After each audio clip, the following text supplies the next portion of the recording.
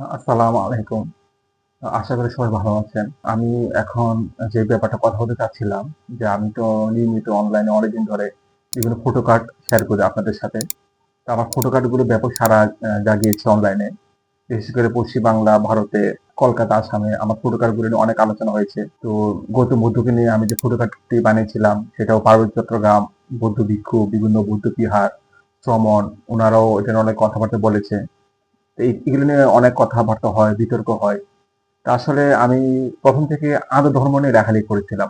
আন্তধর্ম। বিভিন্ন ধর্ম অন্যান্য ধর্ম ব্যাপারগুলো নিয়ে আমি লেখালেখি করতাম। ইসলাম ধর্মকে হাইলাইট করার জন্য মূলত আমি অন্যান্য ধর্মের যুক্তিসঙ্গত সমালোচনা করার চেষ্টা করতাম। তা আমার কালী সংক্রান্ত ফটো কার্ড নিয়ে অনেক হইচই হয়েছে, আপনারা জানেন। কালী দেবী সংক্রান্ত। তো এটা কিন্তু মূলত ছিল আমার কাজী নজরুল ইসলামের একটা স্ট্যাটাস। কাজী নজরুল ইসলামকে নিয়ে আমি যে স্ট্যাটাস দিয়েছিলাম, তো ওখানে একটা লাইন আমি লিখছিলাম যে, নজরুল কাজী নজরুল ইসলাম যেহেতু শ্যামা পুজো করেছিলেন, হিন্দুদের দেবী কালীকে নিয়ে অনেক ভজনা সঙ্গীত লিখেছিলেন।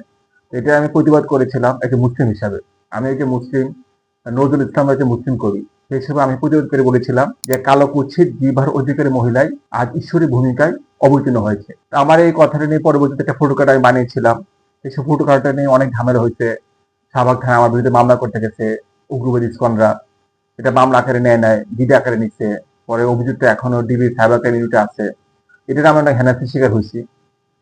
আমি যে মুসলিম, আল কোরআনে মূর্তি পূজার বিরুদ্ধে কথা বলা আছে, অন্যান্য ধর্ম অসরতের ব্যাপারেও আল কোরআনে কথা বলা আছে, খ্রিস্টানদের বিরুদ্ধে বলা আছে, সেসব আমি সমালোচনা করতেই পারি। ঠিক আছে? আর এছাড়াও আমি শেখ হাসিনার বিরুদ্ধে শেখ হাসিনা তার বিরুদ্ধে অনেকগুলি প্রোটোকল বানিয়েছিলাম। আমার নিজের বিরুদ্ধে ৫টা মামলা হয়েছিল। আমি অনেকদিন জেল খাটছি। তা আমি আমার অবশ্যই অধিকার আছে এই ব্যাপারগুলি প্রকাশ্যে আনা, সবাইকে বলা আরকি। ঠিক আছে? আর আমি আসলে ওইভাবে ভিডিও দেই না। ভিডিওতে আমি আসি না তেমন একটা। কারণ আমি প্রযুক্তিগত ব্যাপারগুলো একটু কম বুঝি আরকি। ভিডিওর যে ব্যাপারগুলি। কিন্তু আমার যারা শুভাকাঙ্ক্ষী তারা প্রায়ই বলে, "আপনি ভিডিও ছাড়েন, অনলাইনে ভিডিও দেন।" এখন তো রিলের যুগ, রিলস। রিলস গুলো খুব জনপ্রিয় হয়। তো আমি চেষ্টা করব ইনশাআল্লাহ প্রতি মাসে ১-২ টা রিলস দিতে আরকি। আর আমি মূলত ব্লগার। আমার যে ব্লগ আছে ফাহিদব্লগ.com, সেখানে আপনারা আমার মূল লেখাগুলো পাবেন। আর আমার মামলার ব্যাপারে বলতে চাচ্ছিলাম, আমার তো জামিন দেওয়া হয়েছে ১ বছরের জন্য আরকি। এই জুলাই মাসেই আমার জামিন রেজিস্ট্রেশন করতে হবে, জামিন বর্ধিত করতে হবে। তা আমার মামলায় মোট ৫টা ফাঁসি আছে। আমার যে কেস পার্টনার ৫ জনের ফাঁসি আছে। আমার হচ্ছে লাইফ সাজা। তো যেই মামলা ফাঁসি থাকে এটাকে বলা হয় ডেথ রেফারেন্স। এই ডেথ রেফারেন্স শুনানি যখন শুরু হবে তখন আমাকেও ওই ফাঁসির আসামির সাথে মামলা খালাস করতে হবে। ব্যাপারটা খুব জটিল প্রসেস। আপনারা জানেন যে, যে মামলায় ৫ জনের ফাঁসি থাকে সেই মামলায় খালাস আনা খুব কঠিন। এখানে আর্থিক একটা ব্যাপার আছে, মামলা লবিং সবকিছু করতে হবে একসাথে। সব কথা তো প্রকাশ্যে আমি বলতে পারবো না। যে আমার কোনো ভক্ত শুভাকাঙ্ক্ষী চাইলে অনলাইনে আমার সাথে যোগাযোগ করলে আমি ওনাদের ব্যক্তিগতভাবে এই কথাগুলো বলবো। মামলা খালাস করা সংক্রান্ত ব্যাপারগুলি আরকি। আর আমার ওই ফাহিদ ব্লগে মূল লেখাগুলো পাবেন। তা আমার এই পর্যন্ত ২ টো বই বের হয়েছে খান প্রকাশন থেকে। ফারাবী রচনা সমগ্র। তো সেই বইগুলো আশা করি আপনারা সংগ্রহ করবেন।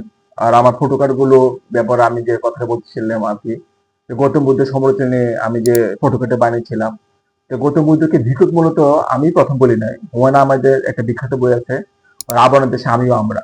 হুমায়ূন আহমেদ, ঔপন্যাসিক হুমায়ূন আহমেদ। উনি কিন্তু এই ব্যাপারটা নিয়ে আলোচনা করেছিল গৌতম বুদ্ধের। পরে রবীন্দ্রনাথ ঠাকুর উনি কিন্তু গৌতম বুদ্ধের সমালোচনা করেছিলেন। যে গৌতম বুদ্ধ যে নিজের স্ত্রী, পুত্র রাহুল তাদের ত্যাগ করে বনবাসে চলে গিয়েছিল। সেটা নিয়ে কিন্তু রবীন্দ্রনাথ ঠাকুর কবিতা লিখেছিলেন। উপন্যাসক হুমায়ূন আহমেদও এই ব্যাপারগুলো অনেক কথা বলেছিলেন। তাই আমি মূলত থার্ড ব্যক্তি, বলা যায় তৃতীয় ব্যক্তি বাংলা ভাষায় বা বাংলা সাহিত্যে যে গৌতম বুদ্ধকে নিয়ে সমালোচনা করেছি। তারপর হিন্দু দেব-দেবীকে সম্পর্কে ইসলাম কি বলে সেই হিসেবে সূরা আনামের ১৩০ নম্বর আয়াতে তাফসীর মারিফুল কোরআনে যে কথাগুলো বলেছে, আমি কথাগুলোকে বেস করেই মানে তাফসীর মারিফুল কোরআনকে বেস করে কিন্তু আমি একটা ব্লগ লিখেছিলাম যে হিন্দুদের দেব-দেবীদের সম্পর্কে ইসলাম কি বলে। এই লেখাটা খুব বিতর্ক তৈরি করছিল। কিন্তু এই লেখাটা কিন্তু যারা ইসলামী পণ্ডিত, যারা আলেম ওনারা কিন্তু লেখাটা পড়ছেন।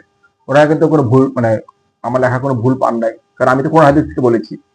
তাফসীরে জালালাইন আল্লামা জালালউদ্দিন ফয়জুর রহমতুল্লাহ লেখা বিখ্যাত বই আকামুল মারজান ফি আহকামিল জান, জিন জাতির বিস্ময়ক ইতিহাস। লাইলাতুল জিন যে আল্লাহ রাসূল মোট ৬ রাত জিনদের সাথে সময় দিয়েছিলেন। লাইলাতুল জিন ওখানে কিন্তু অনেকগুলো হাদিস পাওয়া যায় যে হাদিসগুলোতে বোঝা যায় হিন্দুরা যে সকল দেব-দেবী পূজা করে এর মধ্যে সবাই দুষ্ট জিন। ঠিক আছে? তো এই ব্যাপারগুলো আমি ফুটিয়ে তোলার চেষ্টা করেছিলাম আমার ফটো কার্টে।